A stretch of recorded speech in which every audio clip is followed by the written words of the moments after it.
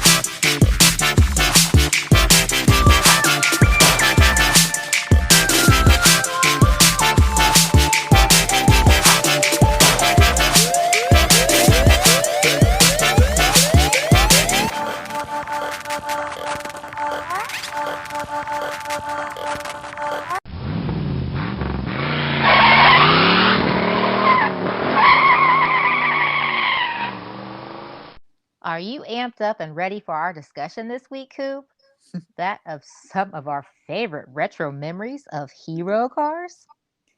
Yes. And what a most fascinating discussion it'll be, too. It's exciting subject fodder that really springs from the things we remember from the shiny memories of our youth via key references stemming from pulp culture. Very interesting, Coop. I was about to ask you, what role did you feel pop culture has played in the way Gen Xers view certain things that excited and pleasured our retro memories from the entertainment as well as the world around us while coming up? See, that's a good question. Uh, Pop culture plays a hugely important role, thankfully, and to pop culture is the way we distill everything that's going on in our life and makes it easier to get through and digest, you know? I agree. This is true. Regarding pop culture, you don't really know what's out there until you can see it or hear other people talking about it. Mm-hmm, mm-hmm. Yeah, so pop culture is very important because we can see things we otherwise would not have seen and or become familiar with. Totally. Like our list of hero cars. Huh, Kennedy? Oh yeah.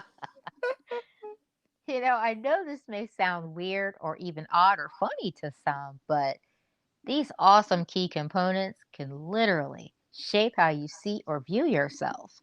Mm-hmm. Yeah, like there's both good and bad in the realm of pop culture, but it is undeniable that it truly has a significant influence on our lives. Yeah, and to your point, on that good or bad angle, pop culture influence can have on anybody, especially young, impressionable ones. Uh huh, uh huh. It's of no wonder a good number of various references connected to pop culture were hugely instrumental in firing up our wild imaginations. Facts. Coop, just how many of us Gen Xers fell in absolute love with cool cars? Yeah. We would name them and just knew with all our heart that somehow that car was real or alive or aware. Yeah. I mean, so much so that you could talk to it, and it would protect you, and you all would be partners in crime in all your adventures together until the end of time. I so agree. Yeah, that's probably why we to this day still fall in love with and name our cars due to this very occurrence. Guilty as charged. I know you are. I think, no, no, I know you're right on that because our cars outside of our kitties, were our kids. And I know that sounds nuts, but seriously, this is just how it is. We cherish and take care of our cars because they're like aware, right? Yeah, no argument here. I wonder how many of our orchard archivers feel about this. You know, on the subject of how pop culture played a key role in how we finally cherish so much nostalgia. Oh, yeah. especially when it comes to our cars, like some of our favorite infamous hero cars we'll be discussing this week. That would be very interesting, Cooper. So we'll definitely inquire of this at the end of our episode because finding out how others might feel about this topic would simply be fascinating. Yes. Are there other nutty people out there like ourselves? Indubitably. All in good fun and love, people. We are all in the same tribe. So, without further ado, let's crack open our discussion about some of our favorite, most memorable hero cars. So, what's the first one you got there on your list there, Cooper? How about we start off with our first hero car of our discussion, that being the General Lee. Oh, nice, Coop. Okay, what you got? Okay, so the General Lee was the super memorable car, an official mascot of the beloved retro TV show of our childhood, The Dukes of Hazzard. Oh, yeah. Yeah, set in rural Georgia, the General Lee was the official bad behind car for Duke's cousin, Bo and Luke, who happened to be on probation for moonshine running.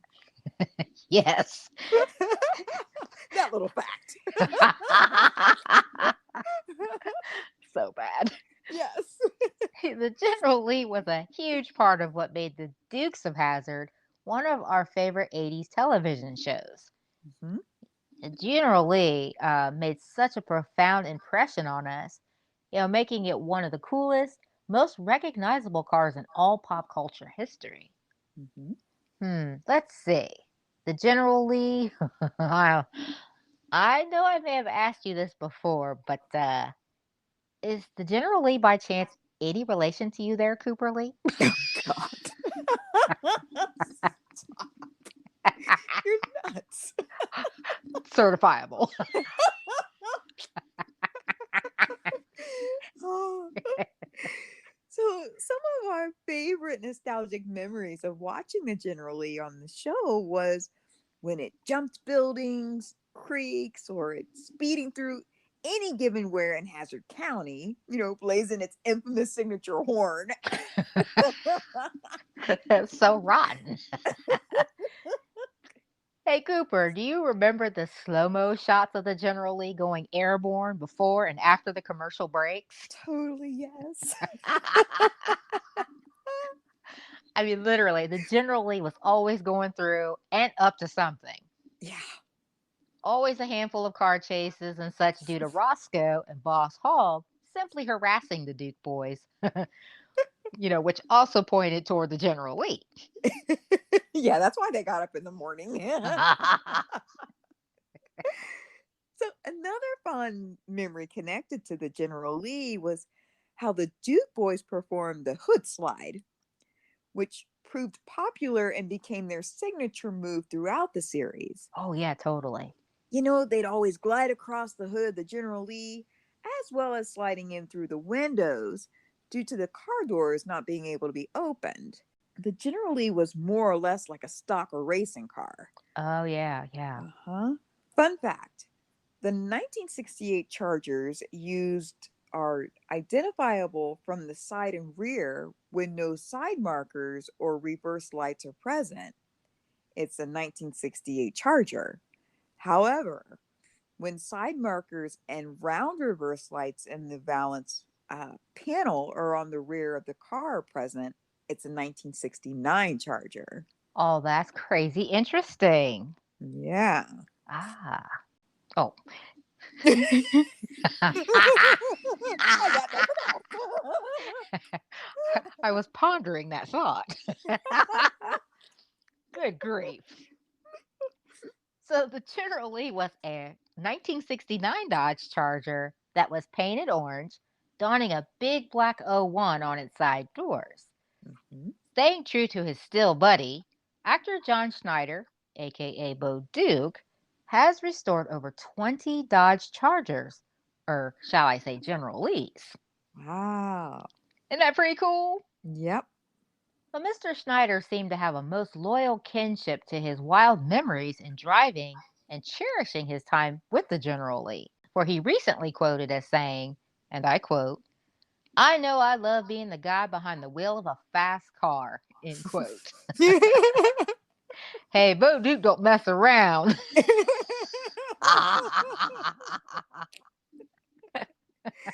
Seems like the General Lee was a favorite hero car to Bo too. So that's pretty cool. Yeah, it is. Fun fact, somewhere between 256 to 321 General Lee cars were created for and mostly destroyed during the series run. Wow. Yeah, that's a lot of cars. It really is. And fewer than 20 in various states of disrepair are still in existence. I wonder if these could be the same 20 General Lee cars Bo took to restoring. What do you think? Wouldn't that be nutty? That'd be cool, wouldn't it? That would be crazy neat if they were. That's a good cause right there. Yeah, Well, it's a known fact that the General Lee consistently provided us each week we tuned in, a guaranteed good time at a high rate of speed. sure. With lots of stunts, jumps, and car chases, it's not hard to see why the General Lee made it onto our coveted Caramel Apples hero cars list. Hmm. So if you'd like more intel and info on the General Lee, as well as the other interesting cars and characters on the Dukes of Hazzard, check out our episode discussing just that on the Dukes of Hazzard right here on the Caramel Apples podcast. The General Lee awaits you, Orchard Archivers. Go check it out. So, what's next on our heroes cars list there, Coop? Let's dive into our little Rose favorite hero car. Our second fascinating discussion would be on kits. Oh, yes. Of Knight Rider fame. You hear that, little bro? This one's for you. Don't say we never gave you anything. That's right. We know where you live.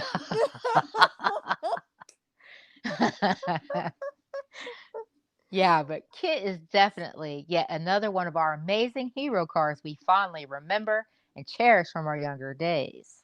Yeah. And we actually did a whole show on Knight Rider just this past season, our season finale, and it was dedicated to Little Bro.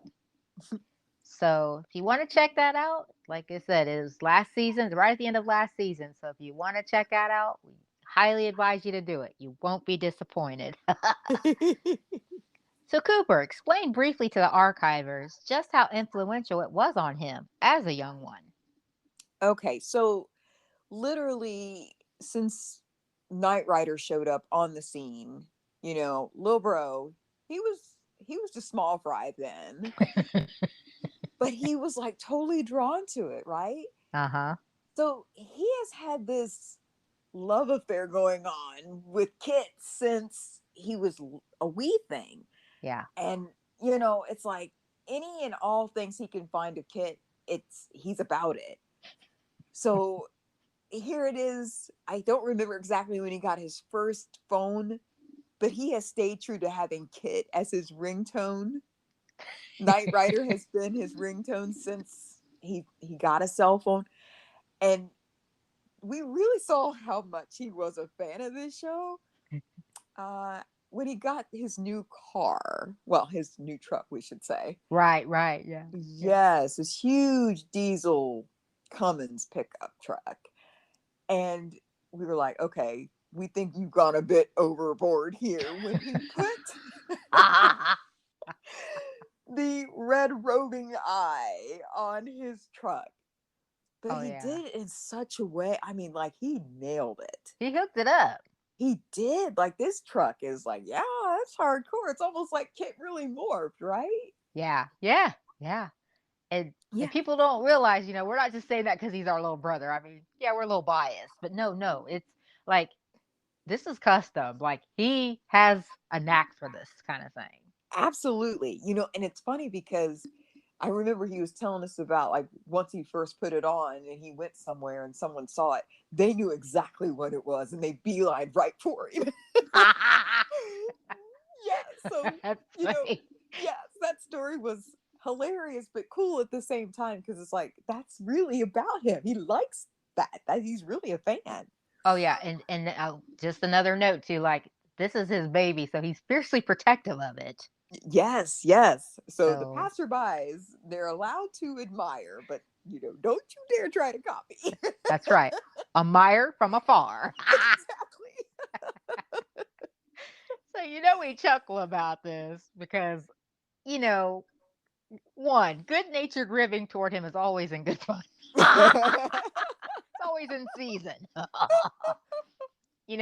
Heckling unsuspecting younger siblings is always the most cherished pastime of ornery big sisters everywhere. Yes. And he gets it times two with both directions coming, at any given time. Oh, he sure does. But like we do so at a careful distance now since he's 6'3" and unfortunately totally onto us now. Absolutely. So he's keen on filing those paybacks when we least expect them. We're very careful, very careful. Yes. And secondly, outside of you and I, Coop, who naturally enjoy going back in time to revisit so much of the fun, strong nostalgia of yesteryear. Hence our podcast. Right.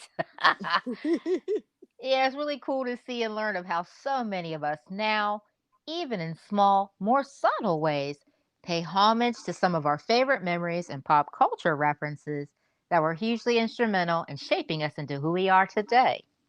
Yes. So our kid brother's truck is primo. He fabbed it and modified it custom if you were to ever see one, right? Oh, yeah. So it has the big tires and again, the custom specs and the LED lights and Hmm. all of this on a Cummins, like we mentioned. And his ride is sweet and his special personal touches, it all come down at the end. So including that Cylon roving eye on the hood, Totally. it's just perfectly placed. It is Kit, if there ever was. It is so bad. It is It's, bad. it's like, I mean, you just imagine it because he parks someplace at night. People see it. It's like, oh, he finds his tribe, right? Oh, yeah. And it's like with that roaring diesel engine. It's like, Kit, is that you? Inquiring minds want to know. I want to know. It's ready for action. But his ride is bad to the bone. So Yeah, yeah. nice job, little bro. Yes, yes. We will give credit where credit is due. Uh-huh. Uh-huh. So back on actual Kit. Kit was the partner and key sidekick to modern crime-fighting crusader Michael Knight. Mhm. Kit again was a key facet to the smooth plot progressions each week on the show, due to his being an advanced artificial intelligence, aka AI, self-aware, nearly indestructible car. Both Kit and Michael Knight worked for FLAG, or the Foundation for Law and Government. Yes. Kit was a heavily modified, technologically advanced, I believe, a 1982 Pontiac Fiber Trans Am with numerous special features. Hmm. He had an extremely durable shell and frame that was once again controlled or powered by artificial intelligence or AI. Kit's bad to the bone nature always thankfully played out in full effect mode when Kit and Michael were, say, brought into situations where direct action might provide the only feasible action. And two, unlike some of our other picks of our hero card discussion this week, Kit stands out not only for his sleek good looks and sliding effortlessly into the danger, action, and adrenaline he was built for, but Kit stands out as one of our favorite hero cars due to the fact that he could talk and communicate because he was autonomous and fused with AI. Kit was bad. That fact is undeniable. Oh, he sure was. Mhm. Oh, we totally went nuts over that fact, too, that Kit was self aware and could talk. Yes. And remember, too, Coop, that whenever Michael was away from Kit, he was able to communicate with him through his wristwatch. Ah, yes. I find it fascinating now, looking back as we reminisce. on so much of retro nostalgia back then that it's neat to be able to see and easily identify so many of the futuristic references presented then as wow or even unbelievable, right? Yes, yes. But now we don't even blink much to many technological advances that literally now are just a way of life. It just is. Yep. Mm-hmm. We spoke of Michael communicating with Kit through his wristwatch. He's like, remember even the watches back then that had like the calculators on them, the buttons you could push? Oh, you went there. Yes. So you could communicate with Kit back then, even too. But come forward, hello. We have Fitbit and Apple Watches currently. That can help us achieve so much right from those devices. Yeah. I mean, seriously, like you think of smart cars, and just a side note, we're not talking about the adorable Bobo, the kind our cats would drive. Oh, are you referring to the ones that are so stubby you need to buy like a 6-pack of them? Yes, those. And those are for the cats. But smart cars and like interactive cars currently, and the phones, you got whole entire homes equipped with futuristic tech and AI, Yeah. in order to make our lives much easier and smoother. Hmm. So it really is so crazy now how so much has changed, but we can easily see just how much Kit was instrumental in mapping out what we as a society would have at our fingertips as commonplace. Hmm. Kit, your stinker. I think Michael thought that, a lot of Kit. You know, he's quite the stinker. Oh, yeah. So a couple more things to mention about Kit was how cool was his roving red light built into his hood. Woo woo, woo woo. Fun fact: Kit has a roving red sensor, which was modeled after the Cylon roving red eye from 1978 Battlestar Galactica, which is another great retro film, by the way. He also is known for the red sensor lines or cells, which was a voice modulator that animated lively as Kit spoke. Yeah, Kit even had a sense of humor and dry wit as we came to enjoy. Exactly. For the era, Kennard, Kit was pure genius and 100% enjoyable to watch week after week. Yes, he was. Again, to check out more meat and potato version of Kit and Knight Rider, be sure to check out our season finale episode from last season to dive into that nostalgia goodness. So please go check it out. Oh, yeah. Like what you hear so far?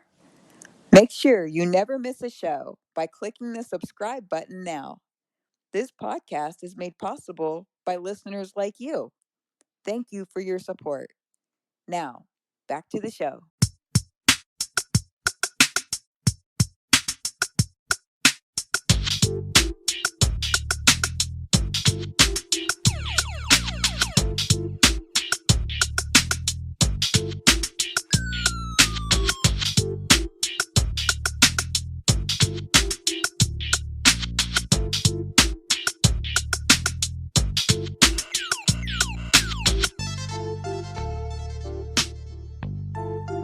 We as 80s kids absolutely loved Kit, and it's of no secret that he's a cool part of American pop culture and one of our hero car greats.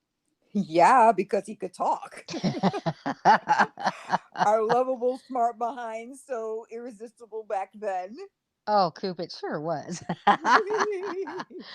Oh my goodness. So, what's next on our hero cars list? Okay, let's talk about another one of our favorites, and that would be Herbie. Oh, Yes, the lovable VW Beetlebug. that's awesome because Herbie was just adorable. He was. And I think our love of that just really stemmed from dad. Our dada, he was a big fan. His whole Uh, family was really a VW bugs. oh yeah, yeah, yeah. And The VW would be like a car version of our dad. He's cute too, like that. Yes.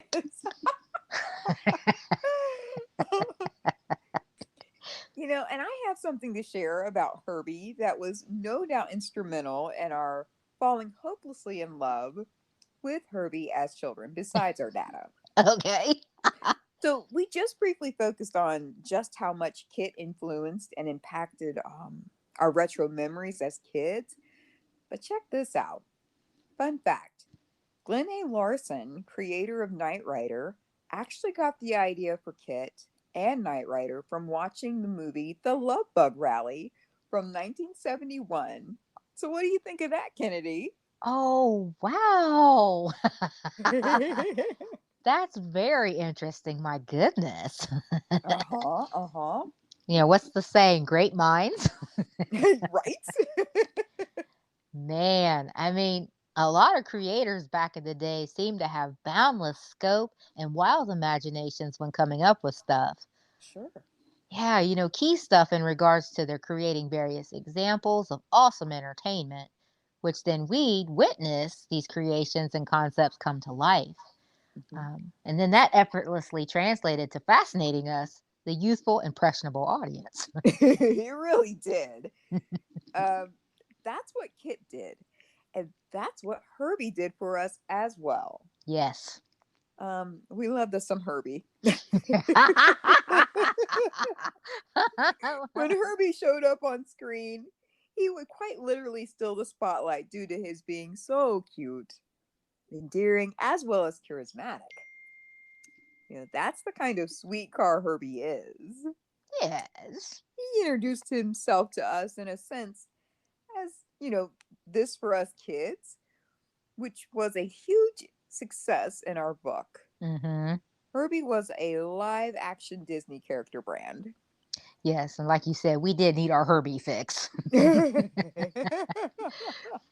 We know that nearly any and everything, connected to the Disney brand is pretty successful. Sure, yeah. Yeah, especially in so much of their earlier works. Herbie Hmm. was no exception. Hmm. So, what was it that stood out to you, Cooper, that drew you to the Herbs? Well, he hands down just simply is adorable.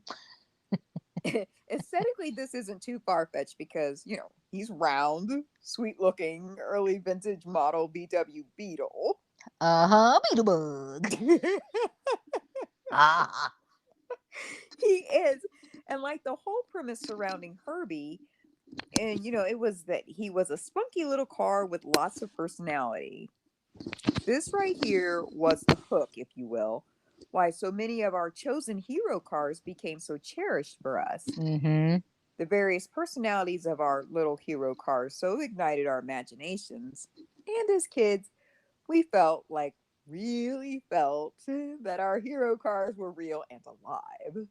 Oh, the sheer innocence of being a young, bright-eyed child. So miss the wanderlust and lure we experienced back then. Oh, yeah. This mindset totally drew us to Herbie. Yeah. Herbie really had a keen mind all its own. In Mm-hmm. the plot development of The Love Bug, he scoped out and found his person, race car driver Jim Douglas, played by Dean Jones. Like Herbie, he saw Jim and followed him Oh home. my goodness. He's like, you are my person now. Ooh, go away, sweet, scary baby.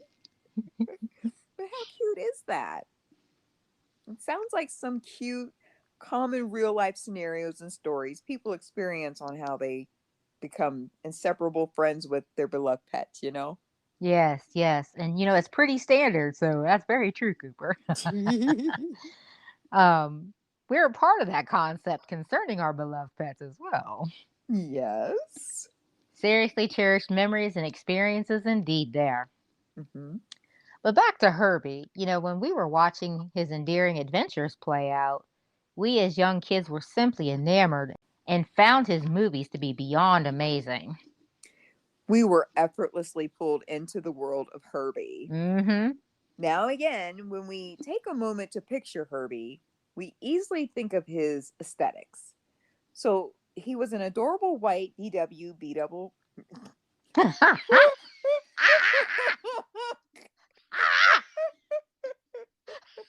B double bubble. That was cute. Yeah. Oh my goodness. So he was an adorable white BW beetle bug with blue and red vertical racing stripes placed vertically from front to back bumper. He also donned a number 53 on his hood, an ode to his racing abilities. Why the number 53, you may ask? Yes, yes, I was just about to ask you that. Okay, good. So, the producer for the movie, The Love Bug, Bill Walsh, it said that he came up with much of Herbie's familiar aesthetic, including the number 53, for this reason. Mm. Fun fact: Bill Walsh wanted Herbie to sport the number 53 in honor of one of his personal favorite ball players. Herbie wears the 53 an ode to Dodger star Don Drysdale. Oh, that's interesting. Hmm. Okay, that will be an interesting and nice fun fact for some of our sports loving archivers out there. Hopefully, huh? Yeah, I mean, because there's always something for everyone when it comes to our beloved memories of retro pop culture. Sure. Now, this bit of info are for the engine savvy, speed loving folks out there. Both of our hubby hubs are in this group. Yes, yes, yes. They do love all things speed. They really do. They're shameless. So, a quick, neat reference on Herbie before we press on to our next hero car is that one of our favorite bugs, Herbie, was outfitted with a posh, get this, Mhm. Porsche engine. Oh my God. And it could do 90 miles per hour in third gear and 115 miles per hour in top gear. Oh my goodness. Yeah, how's that for speed? Amazing. Sign me up. Oh my goodness. A VW Beetlebug with a Porsche engine? Yeah, check please. I'll take it. He was a racing car after all, so I guess old Herbie just went from cute only to wow in like mere seconds. Way to go, Herbie. That's it. If you want to check out more interesting facts and footage on Herbie, Disney made 6 Herbie movies he starred in as a titular character, 5 theater releases, and one made for TV remake of the first film. Hmm. Yeah, so check them out if you wish to indulge in some all feel good, warm, nostalgic moments. You won't be disappointed. Now we've got some more of our favorite or most memorable hero cars from times past to discuss. But we'll go over one more this week before we tie our discussion up. Sounds good, Coop. What hero car do you have in mind? I think that the last one we'll discuss on this week's Orchard Trek will be a nice blast from the past, and that will be investigating the many wonderful things about Bumblebee. Oh, yes, Bumblebee. Mhm. What's there not to like about Bumblebee? Not much, apparently. I agree. Now we're talking here in fascinating combination context of Bumblebee, in a Gen Xer's fond memory. Mhm. So now we both saw and thoroughly enjoyed the 2018 film Bumblebee, which we've discussed and thoroughly reviewed in detail here on the Caramel Apples podcast. We did. And if you'd like to hear an in depth Caramel Apples perspective on the film Bumblebee, you can find that here too on our podcast. We hope you'll enjoy it. Oh, yes. Oh, yeah. So back to Bumblebee, our hero car. He really did mean a lot to us Gen Xers, as you said, ever since our early introduction to him back from the cartoon, right, Kennard? This is true. The concept of Bumblebee from the 2018 film actually paid proper homage to the 80s Gen 1 Transformer from the cherished beloved cartoon we knew and loved. This is true. And if you're a true fan of the original cartoon, no doubt you were geeking out at how the movie Bumblebee kept faith with the cartoon's visual aesthetic and sound. It really does. Mhm. We just got through talking about Herbie the love bug, who also he was a sweet VW Beetle. Yeah. And here now with Bumblebee, you know. Mhm. So he follows suit in returning to the character's classic retro look in that he was actually showcased as the old vintage Volkswagen Beetlebug, yellow in color, hence the bee reference. Yes, we adore our little Beetlebug hero cars, don't we? Uh-huh, Beetlebug.